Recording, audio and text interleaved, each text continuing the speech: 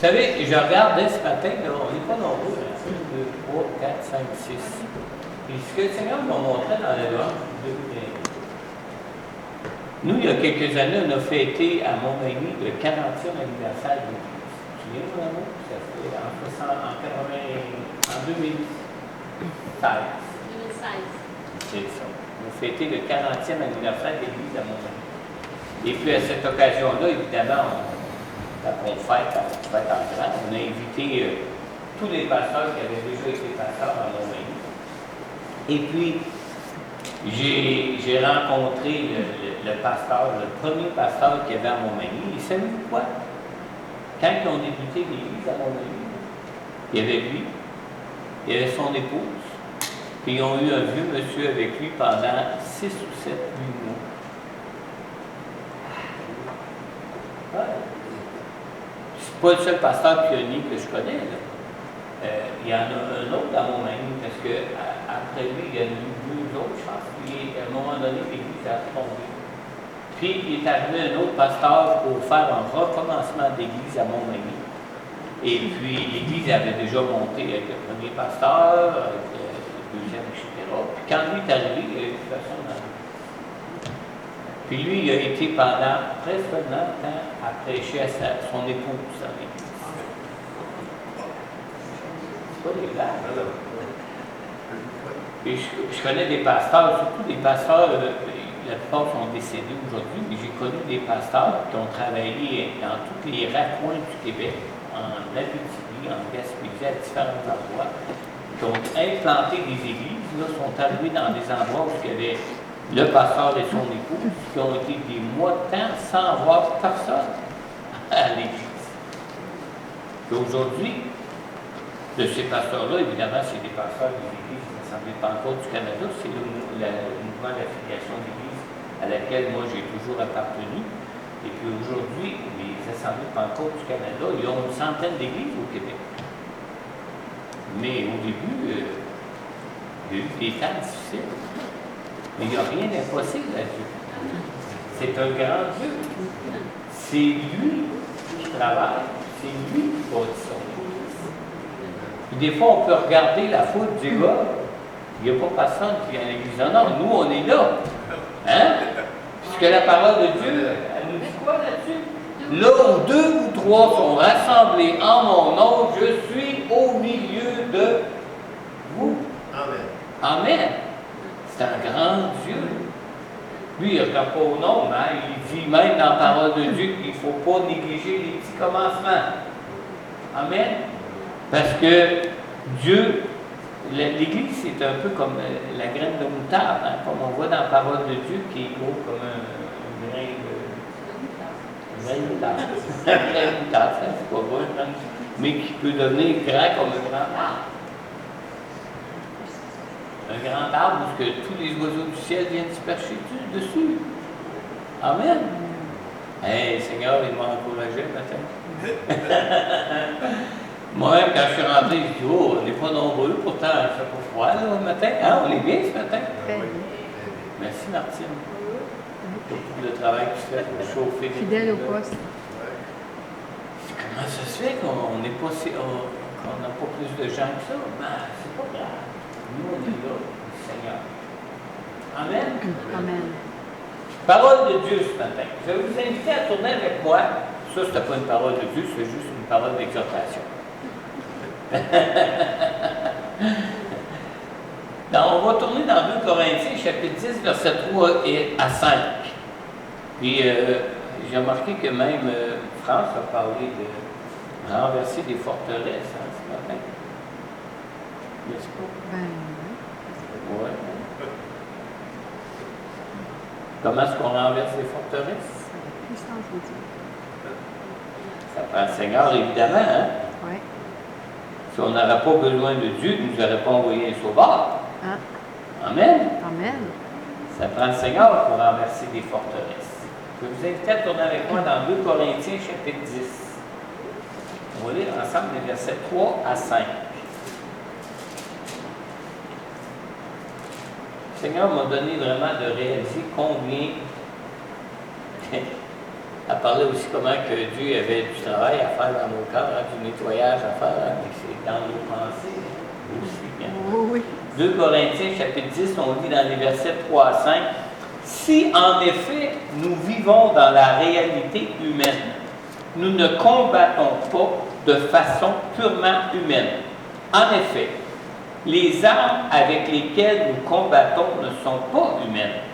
Elles sont puissantes, grâce à Dieu, pour renverser des forteresses. » Écoutez bien au verset 5. « Nous renversons les raisonnements et tout obstacle qui s'élève avec orgueil contre la connaissance de Dieu et nous faisons toute pensée prisonnière pour qu'elle obéisse à Christ. » Amen. Amen. Si vous voulez dire quelque Non, chose.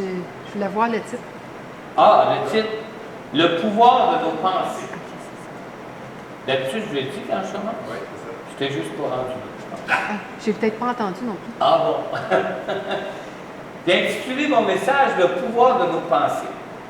Vous savez, on va commencer par une question.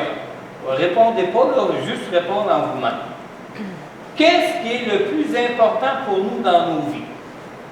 Est-ce que c'est ce que nous pensons ou est-ce que c'est ce que nous faisons? Hein? C'est quoi qui est le plus important pour nous dans nos vies? Vous savez que pour Dieu, ce que nous pensons est tout aussi important que ce que nous faisons. Tout autant.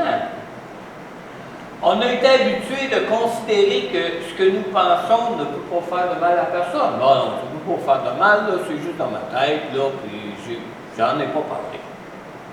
Ah, c'est faux, ça. C'est complètement faux.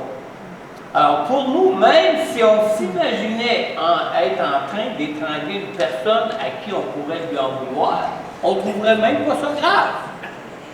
C'est vrai. On ne trouverait même pas ça grave. On rêve des fois d'en étrangler un, là, puis tiens, on va l'avoir.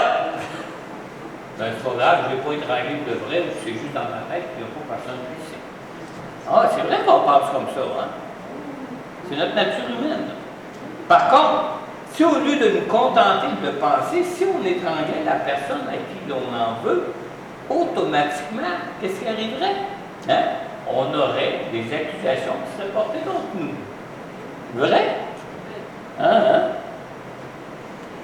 Alors, pour nous, tout comme pour la société dans laquelle nous vivons, ce que nous pensons, on trouve que ça n'a pas d'importance. Parce que nous croyons que nos pensées ne peuvent pas faire de mal à personne. Mais ça, c'est faux.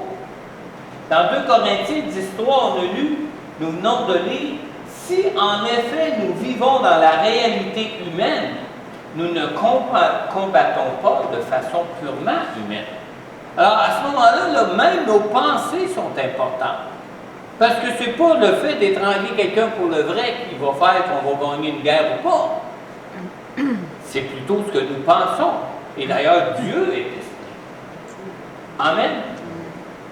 Concernant le pouvoir de nos pensées, on a un combat à livrer au niveau de nos pensées dans nos vies. Et c'est là que se passe le principal combat pour nous dans nos vies, c'est au niveau de nos pensées. On ne parle pas ici de simplement prendre le temps de réfléchir avant de parler, là.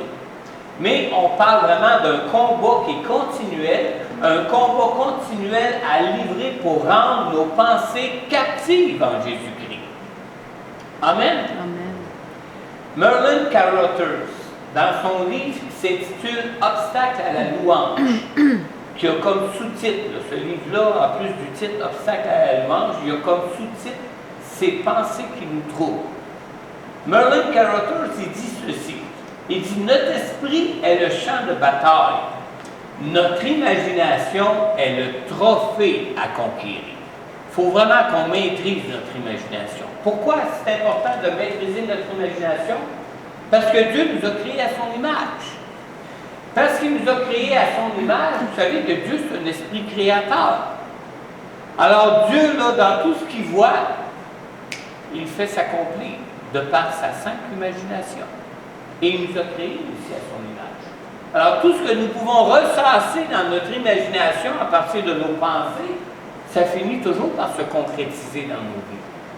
Ça finit toujours par prendre forme dans nos vies, Parce qu'on a été créé justement à l'image de Dieu et l'idée de la création de Dieu lui est venue premièrement en pensée où ce que Dieu à un moment donné a parlé et a créé. Et tous les créateurs font ça. On imagine une chose, on pense une chose, on réfléchit à la chose, on ressasse l'idée de la pensée, puis à un moment donné, on dit, ah tiens, on va le faire comme ça. Puis on le crée. Et c'est la même chose pour nous en tout ce qui concerne nos pensées. Dieu nous a donné l'imagination, nous a donné le fait d'être des créatures qui pensent pour emmener des choses à la création, à créer des choses à partir de nos pensées. Alors, si nous pensons mal, si nous pensons croche, qu'est-ce qu'on va créer? On va créer le mal, on va créer toutes les choses qui sont contre Dieu. Des choses qui vont détruire plutôt que des choses qui vont apporter la vie. Amen. Alors, si nous utilisons notre imagination pour nous représenter une pensée de convoitise ou une pensée impure, nous mettons directement en péril le plan de vie que Dieu veut pour nous. Parce que ce n'est pas ça que Dieu veut. Il veut que nous ayons des pensées pures, des pensées justes, que nous gardions nos pensées en Jésus-Christ pour pouvoir produire un fruit selon Dieu dans nos vies, et non pas un fruit selon notre chair, et non pas un fruit selon des mauvaises pensées qu'on pourrait nourrir dans notre imagination. Le pouvoir de notre imagination est lié au fait que Dieu nous a créés à son image avec le même pouvoir que Dieu a lui-même d'imaginer et de créer.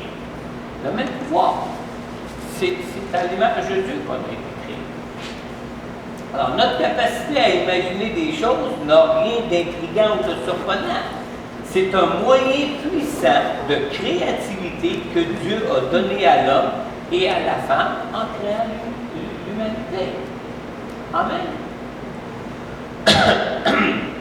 Alors, pour Dieu, cette faculté de penser, cette faculté d'imaginer, c'est une faculté qui est sacrée.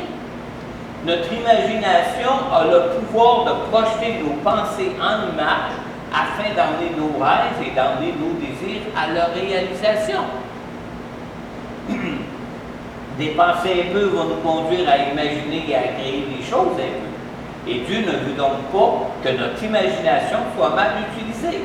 Nous devons avoir des pensées qui vont être justes, des pensées qui vont être pures, pour pouvoir agir et avoir des actions dans nos vies qui vont elles-mêmes être justes et être pures. C'est précisément pourquoi même que nos pensées sont tout aussi importantes que nos gestes et que nos pensées ne comptent pas moins que nos actions. Absolument pas moins. Nos péchés viennent rarement d'une occasion subite de nous livrer au mal. Très rarement même. Le plus souvent, nos péchés viennent d'un désir nourri dans notre imagination. Et de là viennent souvent nos péchés. D'ailleurs, la parole de Dieu nous révèle combien nos pensées et combien notre imagination peuvent détruire nos vies plutôt que de servir à notre épanouissement, plutôt que de servir au plein développement de notre vie. Je pourrais vous partager au moins deux versets qui concernent cette vérité. On lit par exemple dans Proverbes au chapitre 23, dans le verset 7, la première partie du verset. Je vais lire ici dans le second, dans Louis II 1910, plutôt que dans la traduction de second 21, parce qu'elle est plus claire dans la seconde 1910. Alors on lit ici dans la traduction de seconde 1910, Proverbe 23, 7, car il est comme la pensée de son âme, mais son cœur n'est pas le toi. Alors, si on agit des fois d'une certaine façon, c'est parce que c'est ça qu'on a dans le cœur. C'est ça qu'on pense, alors on agit comme on pense. On ne peut pas faire autrement même que d'agir comme on pense. Quand on est dans une certaine culture, on dit ben, pourquoi les autres font ça de même? C'est parce que les autres pensent que c'est comme ça qu'il faut le faire. Et c'est à partir de ce qu'ils pensent qu'ils font. Amen. Dans Proverbe 10, 24 aussi, on lit, et cette fois je reviens à la seconde 21, ce que redoute le méchant, c'est ce qui lui arrive. Et ce que désirent les justes leur est accordé. Alors, si on a des désirs purs, on va voir se réaliser des choses qui vont porter du fruit pour Dieu dans nos vies. Si on a des désirs impurs, on va voir arriver des choses dans nos vies qui vont plutôt détruire nos vies plutôt que de connaître l'épanouissement que Dieu veut pour nos vies. Amen. On lit dans Jacques au chapitre 1, au verset 15, on lit que le désir, lorsqu'il est encouragé, donne naissance au péché et le péché, quand il vient à son plein développement, a pour fruit la mort. Comment est-ce que ça commence un désir? Ça commence dans notre tête. Où est-ce qu'on s'imagine, oh, j'aimerais tellement ça faire ça. Oh, j'aimerais tellement ça faire ça. Oh! Ouais, mais ce désir-là, c'est-tu un désir pur? Oh, j'aimerais tellement ça l'étrangler. Ce désir-là, c'est-tu un désir pur? Mais peut-être que tu ne finiras pas tout de suite à l'étrangler du jour au lendemain. Peut-être pas. Mais peut-être que tu ne seras pas en bonne relation avec cette personne-là, mais que tu la rencontres, par contre. Sans que tu l'aies encore nécessairement déjà étranglé. Vous comprenez ce que je veux dire? C'est la réalité des choses. Je vous parle des choses qui sont vraies. Bien terre à terre, aussi vrai que le beau pilote. Amen. Alors le plus souvent, nous nous laissons aller à imaginer des choses que Dieu interdit.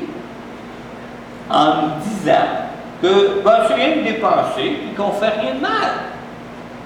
Mais juste le fait de dépenser, c'est déjà mal. Parce que c'est des choses que Dieu interdit. Alors, toute pensée finit toujours par se concrétiser et toute pensée finit toujours par donner naissance à un acte ou un geste qui apporte ses conséquences avec lui. Amen. On lit dans Matthieu chapitre 15, dans versets 19 et 20, on lit ici,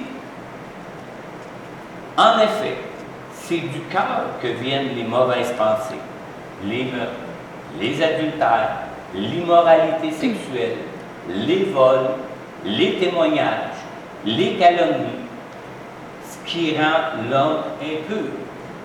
Imaginez juste un voleur. Pensez-vous que le voleur, il s'en va dans la rue, puis à un moment donné, il vole quelque chose? Non, non. Il a pensé avant, puis il a réfléchi. Puis à un moment donné, il se présente l'occasion, il s'est dit, ah là, c'est le temps.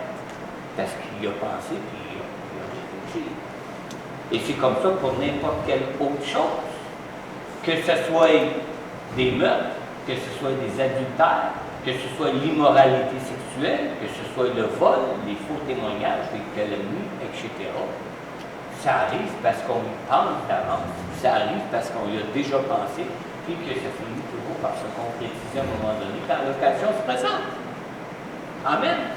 Alors même si nous aimons Dieu, du même coup, souvent on ne déteste pas les scénarios que nous créons dans notre imagination.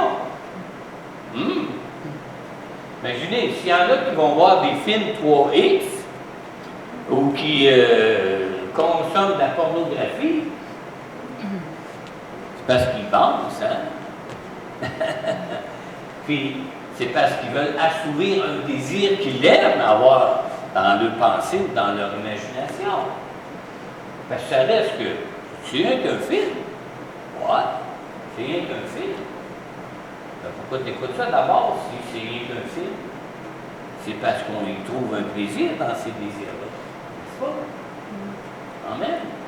Et ça fait partie des choses que Dieu interdit.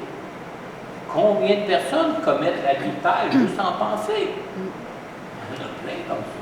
Surtout à notre époque. Il y en a tellement, il y en a plein comme ça. Ça a l'air que la pornographie, on jasait justement hier avec Sylvain. Je ne sais pas si c'était avec vous quand il en a parlé, mais savez-vous que les plus gros, l'argent au monde est dépensé. Le plus gros budget, la pornographie est un des plus gros budgets que les gens la deuxième plus grande dépense que les gens font au monde, parce qu'ils se nourrissent de pornographie. C'est quoi ça? C'est juste pour assouvir des désirs qu'ils ont dans leur esprit. Parce que ces gens-là n'ont pas plus de relations que ça pour le vrai. C'est nourri dans leur esprit, dans leur pensée. Alors, même si nous aimons Dieu, du même coup, souvent, on ne déteste pas ces scénarios que nous créons dans notre imaginaire. Et puisque nous croyons pouvoir garder nos pensées dans notre imaginaire, nous pouvons souvent considérer comme sans danger le fait de leur laisser libre cours. Puisque c'est aller à n'importe quelle imagination, à n'importe quelle pensée. Amen. Mais il y a dans ce monde une force qui est dirigée, une force qui est utilisée par des êtres spirituels, et ce sont des êtres spirituels qui ne sont pas juste là en pensée, ils sont là pour le vrai. Amen. Alors comprenez bien qu'on ne parle pas ici d'être possédé par des esprits mauvais, non? On parle ici de penser que nous-mêmes, nous choisissons pour nourrir notre imagination. Alors, ces êtres spirituels poursuivent comme objectif de détruire tout ce que Dieu a pour plan de réaliser dans nos vies. C'est ce qu'ils ont comme objectif. Alors, la seule chose qu'ils doivent faire pour y arriver, c'est pas compliqué pour eux. Il s'agit pour eux simplement de discrètement nous suggérer des pensées. Puis nous-mêmes, on détruit le plan de vie de Dieu.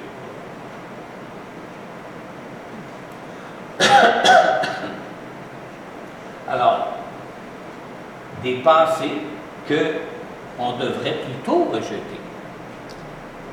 Alors, qui souhaiterait voir s'afficher sur un grand écran, qui souhaiterait voir s'afficher sur un grand écran aux yeux de tous ce qui peut se passer des fois dans notre imagination? Oh là là là là, moi je suis le premier qui veillerait à ce qui se passe, à ce que ce qui se passe dans mon imaginaire reste dans mon imaginaire. Je serais le premier qui en serait gêné, définitivement. Dans 2 Corinthiens 10,4, on a lu, en effet, les armes avec lesquelles nous combattons ne sont pas humaines, mais elles sont puissantes, grâce à Dieu, pour renverser les forteresses. Amen. Alors, le Seigneur pourvoit à tous ceux qui se confient en lui des armes spirituelles puissantes pour que nous puissions emmener toute pensée captive dans Jésus-Christ. Alors, notre imaginaire qu'on n'aimerait pas voir sur les écrans, là, on peut le donner au Seigneur, puis on peut être sûr que si on se confie en Dieu, Dieu va nous donner la grâce de nous débarrasser de ces pensées-là, qui souvent viennent par habitude, puis que souvent on est tellement habitué, puis ça nous fait des fois même plaisir qu'on laisse gambader dans notre imagination. L'arme spirituelle puissante pour mettre fin à nos fantasmes, mettre fin à nos mauvaises pensées, c'est quoi? C'est la parole de vérité de Dieu. La parole de vérité de Dieu, qui est vraiment la première arme toute puissante. Dans Jean 8, 32, Jésus dit, vous connaîtrez la vérité, et la vérité vous rendra libre. Mais malheureusement, comme on est de nature terrestre, on est souvent même plus charnel que spirituel, hein, malheureusement.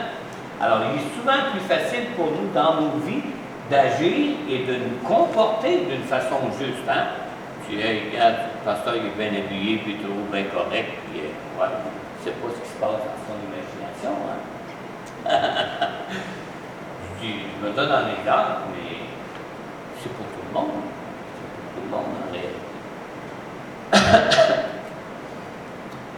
C'est bien plus facile pour nous d'agir d'une façon qu'on veut paraître dans nos vies et de nous comporter d'une façon juste que de garder des pensées et une imagination qui va être juste. Beaucoup plus. Alors, la solution prévue par le Seigneur pour débarrasser nos corps, débarrasser notre imagination de nos mauvaises pensées, c'est de nous purifier par la parole. Par la parole de Dieu. Dans Jean 17,15, Jésus a prié le Père en disant « Je ne te demande pas de les retirer du monde, mais de les préserver du mal. » Les préserver du mal. On peut se demander comment on pourrait arriver à emmener nos pensées captives vers Jésus alors que nous vivons dans un monde qui poursuit des désirs d'impudicité, qui poursuit la haine, la vengeance et toutes sortes de mauvais désirs, des mauvais désirs de toutes sortes.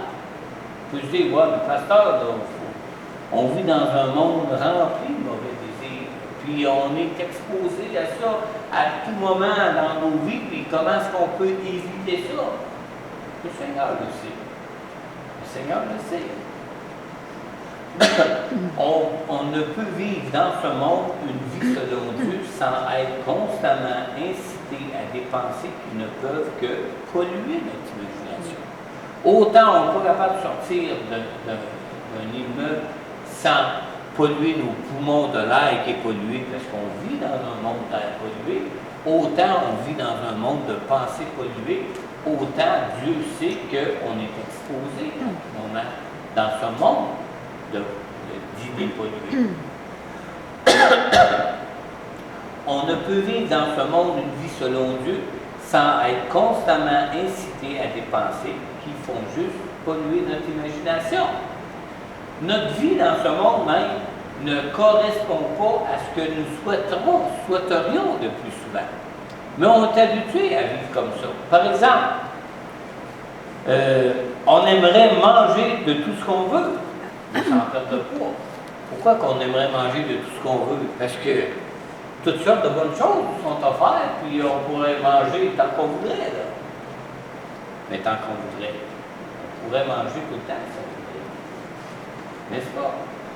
On aimerait avoir un jardin, mais sans mauvaises herbes. Hein? Tu as mal à avoir un jardin? Non. Là, c'est l'ouvrage, c'est plein de mauvaises herbes. C'est une bonne chose, même, d'avoir un jardin. Mais plein de mauvaises herbes. On aimerait jouir de notre vie, mais sans avoir à vieillir. Hein? Rester jeune tout le temps. Hey, je me souviens des bonnes années, quand si jeunesse savait, si vieillesse pouvait, hein? Ben, on aimerait vivre tout le temps notre vie jeune tout le temps pour pouvoir profiter pleinement de la vie comme on savait qu'on pouvait déjà en profiter. Ben, on ne savait pas. Comment on pouvait bien en profiter. On aimerait acheter tout ce qui nous est offert, mais sans nous appauvrir. Vrai? On aimerait nettoyer notre demeure, mais qu'elle reste propre, qu'elle ne se salisse plus par la suite. On aimerait toujours avoir une belle pelouse, mais sans avoir à tondre la pelouse. Mais ça pousse, la pelouse, n'est-ce pas? On aimerait se balader en voiture, mais sans avoir à faire jamais de plein d'essence. C'est comme ça concernant les pensées. On se dit, ouais, mais il faut toujours combattre. Oui, il faut toujours combattre. Parce qu'on est dans un monde où on vit dans un monde impur, où les pensées sont impures et où on doit toujours combattre pour emmener toute pensée captive en Jésus-Christ.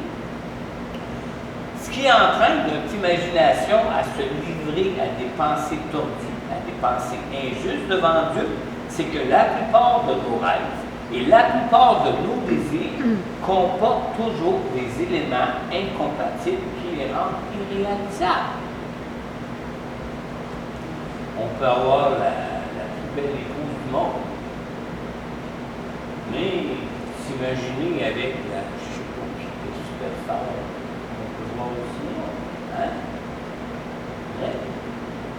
On peut être déjà très à l'aise financièrement, mais s'imaginer pouvoir être comme un tel millionnaire et faire la vie d'un tel millionnaire. Vrai?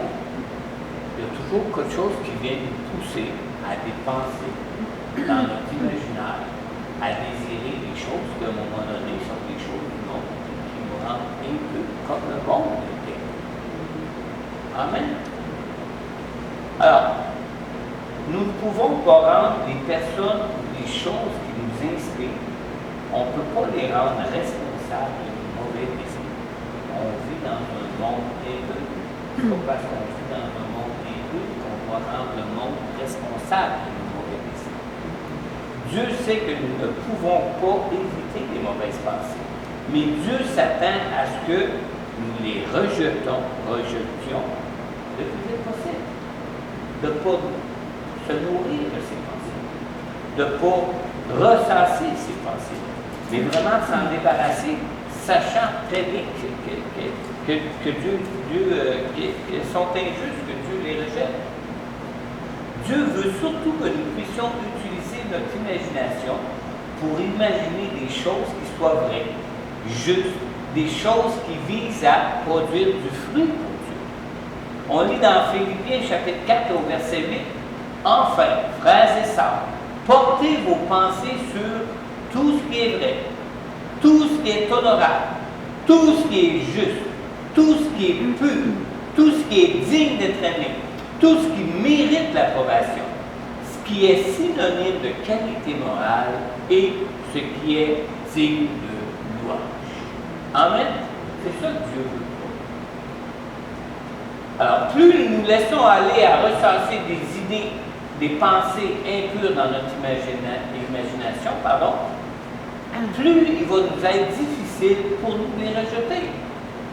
Alors, il ne faut pas hésiter avec ça. Si tu te plantes un jardin, la journée où tu vois un mauvais herbe pousser auprès de ta semence que tu as mis en terre, tu vas-tu la laisser là, dire, oh, ben, on va y faire de l'ombre, c'est quand même pas pire. Elle va pousser mieux avec un petit peu d'ombre que si. Non, on l'arrache. Pourquoi? Parce qu'on sait que si on ne l'arrache pas, à un moment donné, le jardin va être pourri de mauvaises herbes. Amen. C'est la même chose concernant nos mauvaises pensées. Vous connaissez le dicton qui dit « Si un oiseau se pose sur ta tête, ne le laisse pas y faire son nid. » Hein? C'est la même chose concernant nos pensées. Si une mauvaise pensée traverse notre esprit, nous ne devons pas nous y arrêter pour y trouver un certain plaisir ou une certaine satisfaction. Tu dis, oh, regarde-moi dans le petit oiseau. Non, non. Laisse-les pas faire son nid. Amen. Pour arriver à une victoire définitive sur nos mauvaises habitudes, à nous livrer à des pensées impures, nous avons besoin de nous nourrir de la parole de Dieu. Connaissez-vous l'histoire des deux chiens de combat? Ce genre de combats-là sont plus permis toujours, mais il y a eu une époque où ça existait dans plusieurs pays. Hein? Mais il y avait un père qui avait, avec son fils, qui assistait à un combat de chiens dans une ruelle à Londres, en Angleterre. Dans une ruelle. Et les deux chiens étaient vraiment très combatifs. Les deux chiens s'entre-déchiraient entre eux. À un moment donné, le jeune garçon, il dit à son père, « Lequel des deux tu penses, papa, qui va réussir à emporter le combat sur l'autre? » Alors le père, lui qui était d'une expérience, d'une sagesse, de par son âge, probablement, lui a répondu, « C'est pas compliqué, fiston. Pas dur à savoir.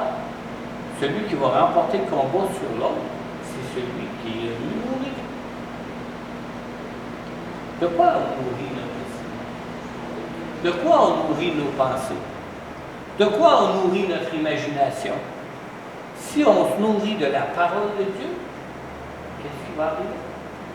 C'est pareil comme le jardinier qui régulièrement passe dans son jardin pour y arracher les mauvaises herbes. Parce que la parole de Dieu, si se nourrit de la parole de Dieu, il va se nourrir de pensées qui sont vraies, de pensées qui sont pures, de pensées qui sont dignes de louange, des pensées qui, comme on l'a vu dans Philippiens 4:8, qui sont honorables, qui sont pures, qui sont dignes d'être aimées, et qui méritent l'approbation, qui sont synonymes de qualité morale et de louange. Amen.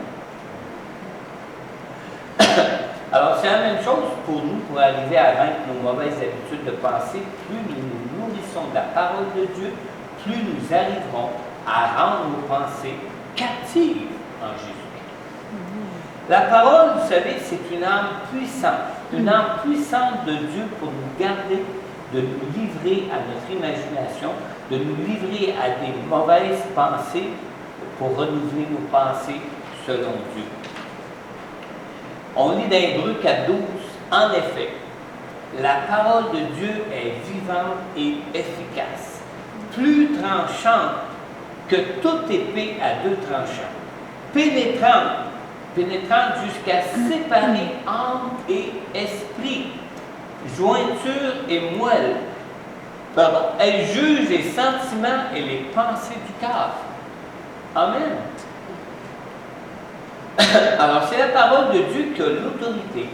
C'est la parole de Dieu qui a la capacité de déterminer qui va pouvoir entrer, qui peut entrer dans le repos de Dieu. La parole de Dieu, c'est une âme spirituelle qui tranche au plus profond de notre être de manière à discerner si nous avons des pensées pures ou des pensées même entachées d'impureté. La parole de Dieu a deux tranchants pour couper et juger si nos pensées sont dignes ou si elles sont indignes de Dieu. Alors, plus on va se lire dans la parole de Dieu, plus on va pouvoir discerner des pensées que dire non, ça, il faut que j'enlève ça de mon imagination, de mes pensées, ça ne vient pas de Dieu, c'est entaché de mal, c'est entaché de péché, puis ça va juste finir par produire un mauvais fruit dans notre vie. Aussi simple que ça. Dans 2 Corinthiens 10.5, on a lu « Nous renversons les raisonnements et tout obstacle qui s'élève avec orgueil contre la connaissance de Dieu et nous faisons toute pensée prisonnière pour qu'elle obéisse à Christ. » Alors, le combat chrétien implique avant tout la soumission de nos pensées au Seigneur. Le combat que nous avons en vie, ce n'est pas juste de bien paraître, de bien parler, de bien se comporter. Le combat, à sa source, là, commence dans notre tête. Déjà de faire